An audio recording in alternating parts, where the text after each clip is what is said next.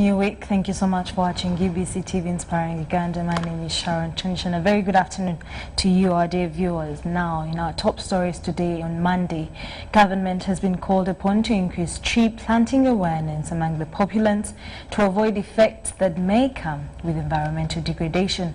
Renowned retired Army officer Major General Casimiro wants the planting of eucalyptus trees minimized in favor of environmentally friendly species.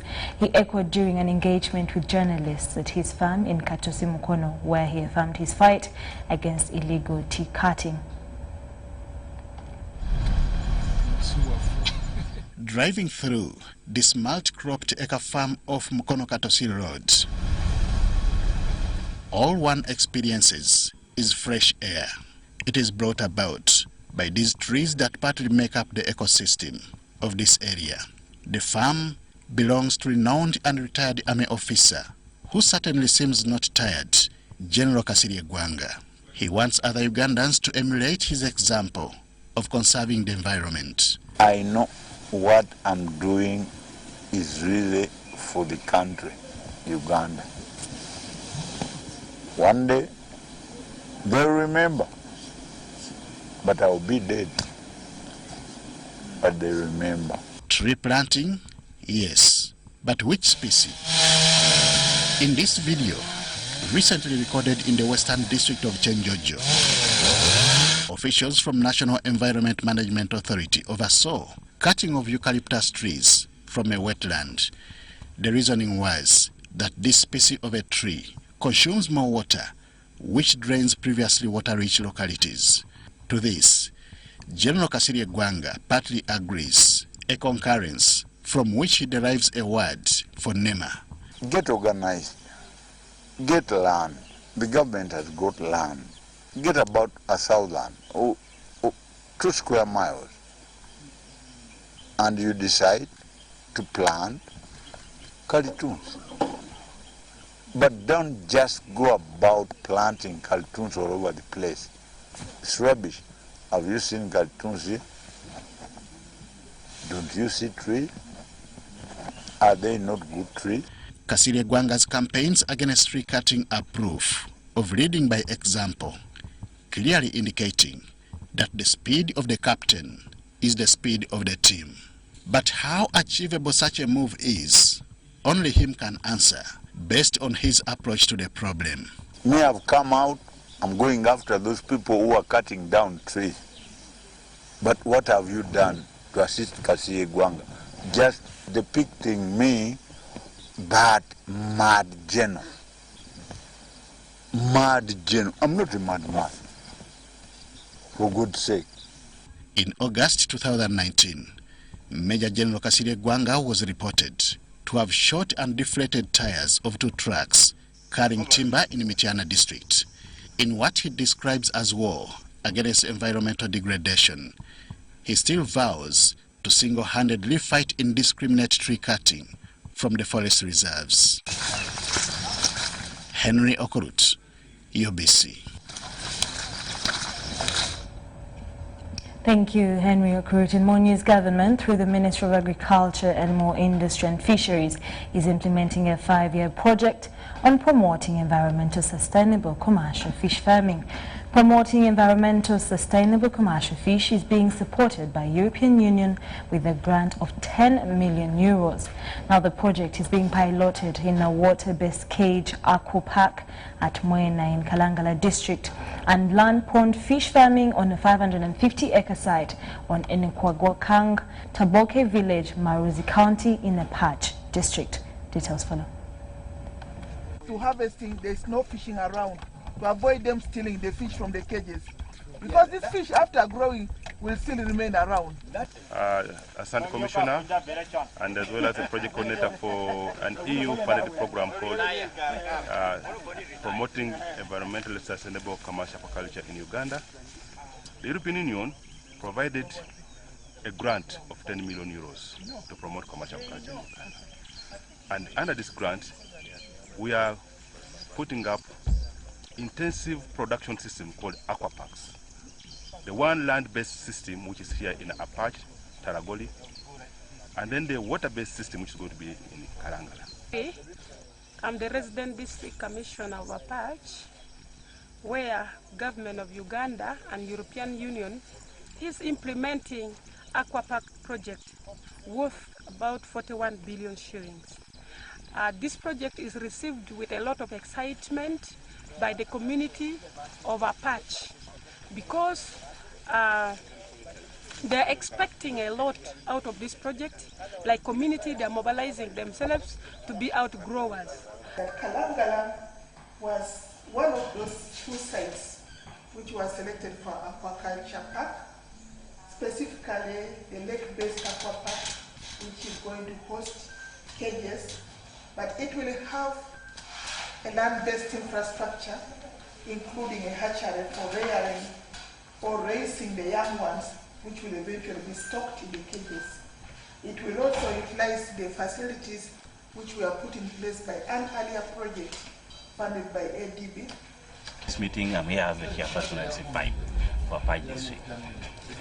And I want first of all to thank the European Union plus the government of Uganda for selecting Apache among the very many districts and giving them lump sum, good sum of money that is going to improve the livelihood of the people of Apache through the Aqua Park uses that are within. Then 2, I want to thank the community of Tarugan for accepting to give their land.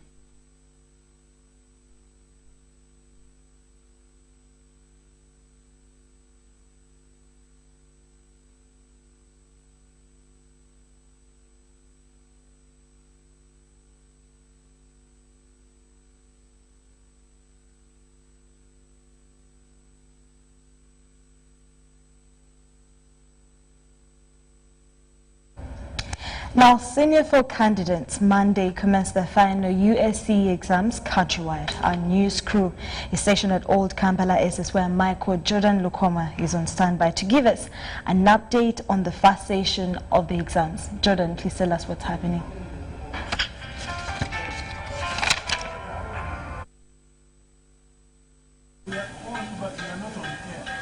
Sharon. Hello?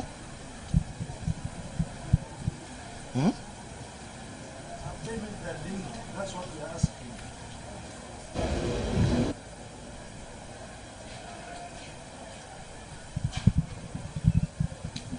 Yes, thank you so much, Sharon Chomjisha. We are coming to you live from Old Kampala Senior Secondary School here in Kampala, where a group of students, that is Senior 4, are starting their Uganda Certificate of Education examinations today, and they are just part of the bigger group, thousands of other children of this country that are going to sit for their examinations, and they are starting officially today. They have already done one paper in the morning, and they are preparing for another paper this afternoon, just a few minutes to the exams. So we want to get to know the experience, the kind of environment, what is so different this year. Is there anything different? So we are coming to you live from Old Kampala Senior Secondary School, and we have an opportunity to talk to the deputy head teacher here, Mr. Opolot Peter, who will give us how they have started and what expectations they have. A very good afternoon, sir.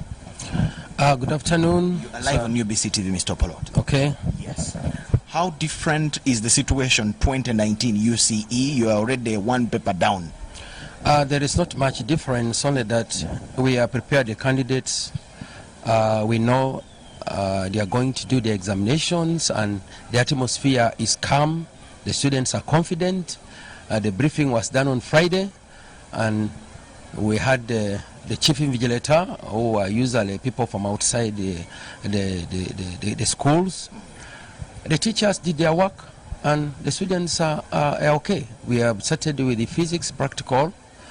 Afternoon we are going to have fine art. Okay. Yes. How would you describe the situation of your students currently? How ready are they? Have you talked to a number of them, and what kind of findings do you have amongst them? Yeah, we have been in touch with the students for quite a number of times as administration. We have had to talk with them. We have also talked with the teachers, and the students are happy. they are more prepared. They are going to give us good results. Okay. Now, I'm talking to you on behalf of all other teachers in the country, because at the start of UCE this year, it is you that we have managed to talk to. What do you think may cause problems for students wherever they are? I'm sure many of them, as they're enjoying their lunch, they could be watching TV. What do you think could cause them problems? Because we have seen results being withheld by UNEB and things like that. What do you think are those big things that students should avoid today and till the exercise will end? The students should avoid being given lies that there may be papers which are leaked. That should not be the language of a student. The other thing is for them to follow the instructions according to the examination. Now that you are doing a practical examination, the student must follow the specifications which are on the question paper. But also the students should be very confident that what the teachers have done all along, from year 1, that is senior 1 up to senior 4, that is enough for them to prepare and pass the examination. Yes. Now, actually, the head teacher has told us that there are new regulations that ask the media we cannot talk to the students. In the first place, how true is that? Yeah, it is true. After briefing, the students are now handed over to UNEB. So we cannot allow anybody else to talk to the students without going through the permission of the UNEB officers. Because these are our students, true, but we cannot now allow anybody to talk to them. So they are now students handed over to UNEB in a way that the teachers who come here to invigilate are not from this school. So we have teachers from other schools who come take care, they are scouts and so on. So the students are, much as they are our students, we have handed them over to UNEB right from the briefing. So we cannot allow any other person to come and disrupt them. But do you find that right yourself? Isn't it stopping some information from coming out? If the students would love to pass some information to UNEB or to anyone, don't you think stopping them from talking to the media or anyone is a way of gagging some freedoms with them? No, it is not that. You know, an examination is an examination. You were a student at one time. Yes. And if you prepared your head to do an examination, then you get interference from outside. It can disorganize. And nobody can even say hi to you? Well, saying hi is okay, because these are students who operate between Old Kampala and their homes. So maybe along the way, you can have time and greet them from there. But when they are here, this is an examination atmosphere. It has to be protected. What is wrong with me asking a student, how has been the paper and how ready are you for the next paper? We discourage that. If the students have done an exam, it's not good. I begin to ask them about the past examination. They might begin to speak, and at the end of the day, they discover, hey, I think I made a mistake. I may not now pass that examination. It's not right to allow foreigners come and talk with them. Even the idea of students being taught, they know teaching stops. No teaching after briefing. Students must be left on their own. Okay, my last one to you, Mr. Opolot. You are an administrator of a school as big as this one. Yes. You have fellow administrators in other schools that have stopped people from accessing examination rooms due to fees defaulting and things like that. First of all, what do you think about it briefly? And two, are there cases like that in Old Kampala Secondary School? We don't have such cases. When it comes to fees, that is now the problem of the school. The school should have its mechanism of collecting fees from the students. So we don't stop them from doing examinations. If there are some few cases, we deal with the parents, because the students come from particular homes, if either it's a guardian, a parent. So those are the people that we have to deal with to see how do you think about it in schools where it happens? No, it's not right, because that's the future of a child. This examination comes once, then maybe that child will again repeat the exam. It's not right to kill the child's future just because of fees. Okay. How are you managing other lower classes that still have to continue with their classes at the same time concurrently with the examination time? Old Kampala is a very big school. We have got examination hall. We have got so many labs. We have enough rooms. Examination in Old Kampala don't affect the normal teaching of non-candidates. Thank you so much, Mr. Oplot. I'm going to talk to a teacher here. Madam, good afternoon. Good afternoon to you. Your name once again? Madam Nawanjinora. Madam Nawanjinora, what do you teach in Old Kampala Secondary School? I teach biology. You teach biology. So it's the science department that is having an exam today. You had physics in the morning and They are having fine art in the afternoon. Tomorrow they will have chemistry. Okay, so how did you prepare these people for this? Yeah, we have taught them. We have really gave them what they are supposed to have, and we feel they are ready for the examination. Okay. Yes. What kind of message do you have for fellow teachers out there at this kind of a time? Very important that your students are winding up with their course. Well, the information which I can tell my other fellow teachers, they shouldn't tamper with examinations, or most especially like practicals. We get some prayer idea about them, but we feel it is not good for them to tell the students Take advantage of to take a yes, because they don't know what exactly they have asked, and they can mess, the students can mess up with that prayer information. Okay. Yes. Thank you so much. Another teacher here we'll wind up with is Mr. Jiga Moses. Mr. Jiga Moses. What do you teach here? I teach mathematics. You teach mathematics, so very soon you're going to have your papers sat for. Now, there is a belief that teachers, not even a belief, in many cases where people's results have been withheld, teachers have been found culpable for having been involved in malpractices. Yes, please. Do you believe it?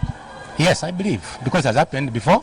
Some schools, and they have cancelled results. Have you seen a teacher doing this in your time as a teacher? In my time as a teacher, I have not seen. Really? But as an examiner, which was the kind of incidences. You're also an examiner?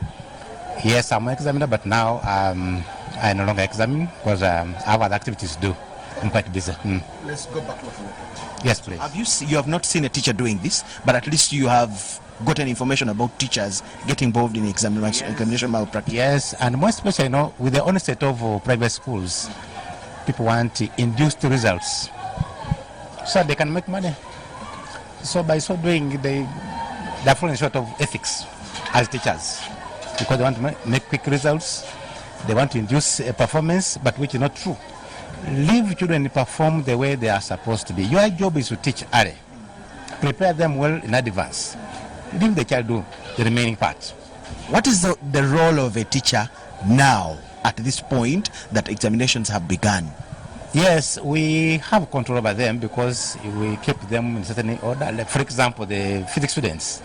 If one group has gone to the exam room, others are kept somewhere. We don't simply allow them to move anywhere. So we coordinate with the external invigilators.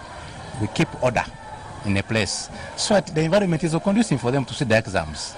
I mean, is there any help you teachers render to the students at this kind of a time when examinations have begun? What kind of help is that, if it's there anyway? Yes, help can be continuous, there's no problem, but we cannot go to class and begin instructing afresh. However, when a child finds in the compound, say, please, may I, for example, some exams will continue up next week. If a child consults in history or mathematics, which will happen next week, you help. Yes, please. A message to the students as we wind up. Please let them keep calm.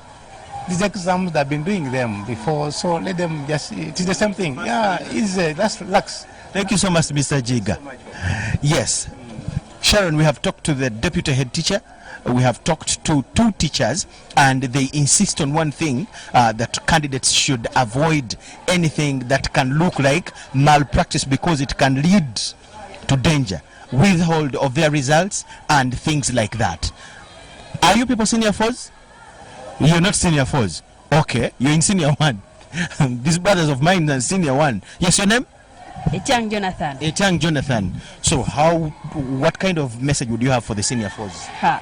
They should not get scared as I did it in P7 because I got 9. Yeah. You got 9 in P7. Yes. So you think they can make it just like you made it? Okay, and you? Yeah, I'm advising them to read their books and work hard. In which class are you? Senior 1D. Oh, okay.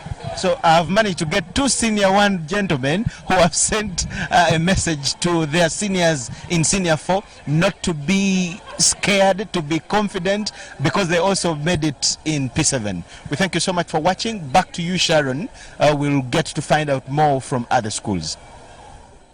Thank you so much, Jordan Lukoma, for that wonderful interview. We can only say success to all the senior folk candidates. We'll take a short commercial break and we'll be back with more news for you. Reward check target. Dial star 162 hash. Get 100% on data and bonus. Win instantly with Mega Master Pay. Just recharge and hit your target. Katirichawati. Mega Master Pay from Airtel is back. And everyone, we mean everyone, gets a bonus. All you have to do, check your target, recharge, get 100% bonus on data and minutes. Dial star 162 hash today to know your target. Airtel, the smartphone network.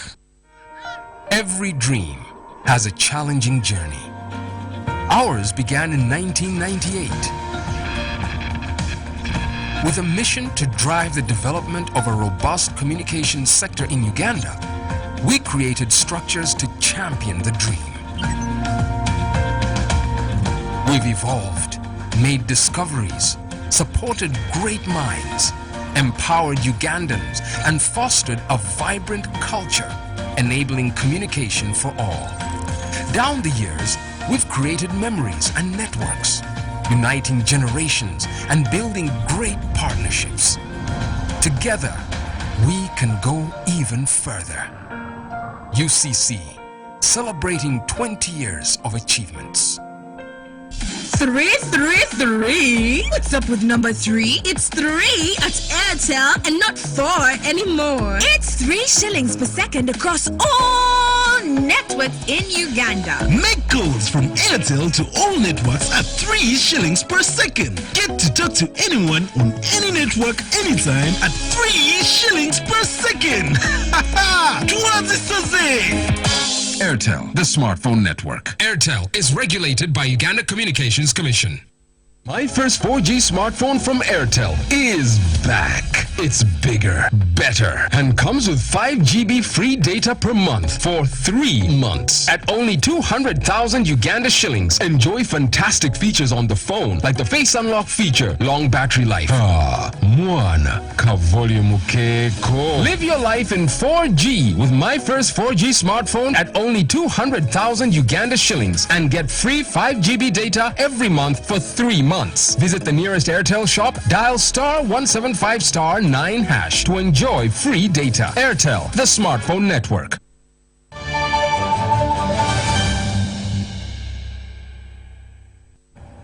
You're still watching UBC Lunchtime News. In more stories, Ministry of Trade, Industry and Cooperatives has organized the first ever Uganda Contractors and Providers Summit 2019.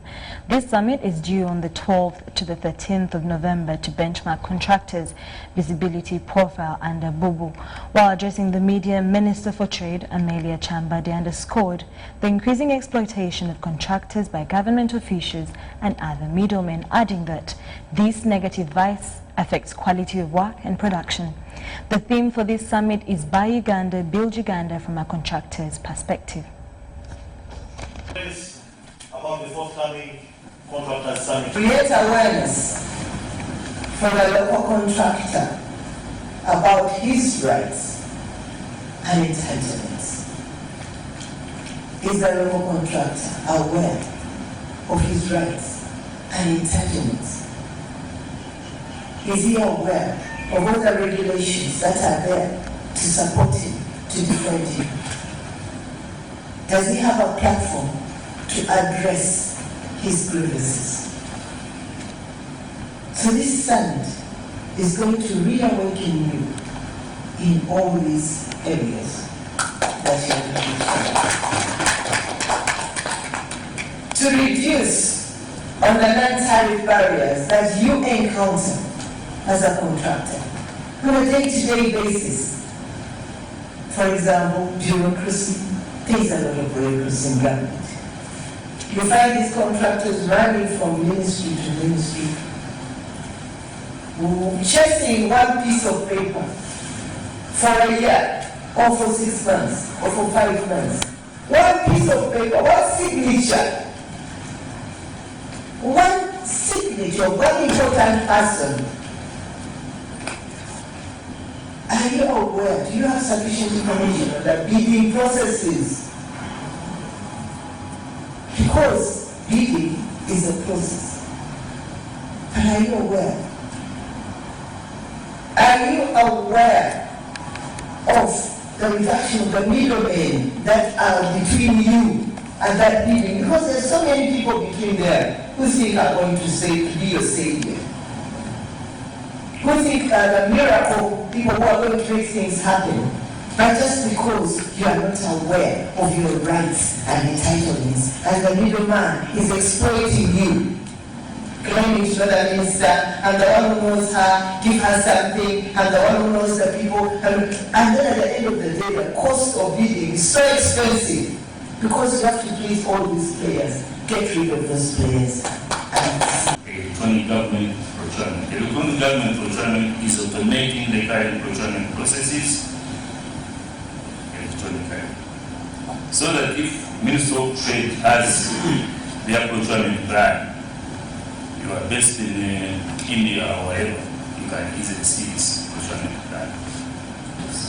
So this will improve efficiency, it will also improve transparency, because someone in Solo, someone in Busia will see this video opportunity at the same time. It will increase competition, therefore reduce our bid prices. That brings us to the end of our news at 1 p.m. Thank you so much for watching UBC TV Inspiring Uganda. Do join us again in the evening for more news coming your way in Luganda, Kiswahili and English, only on UBC TV Inspiring Uganda. Have a lovely afternoon. My name is Sharon Chumjisha.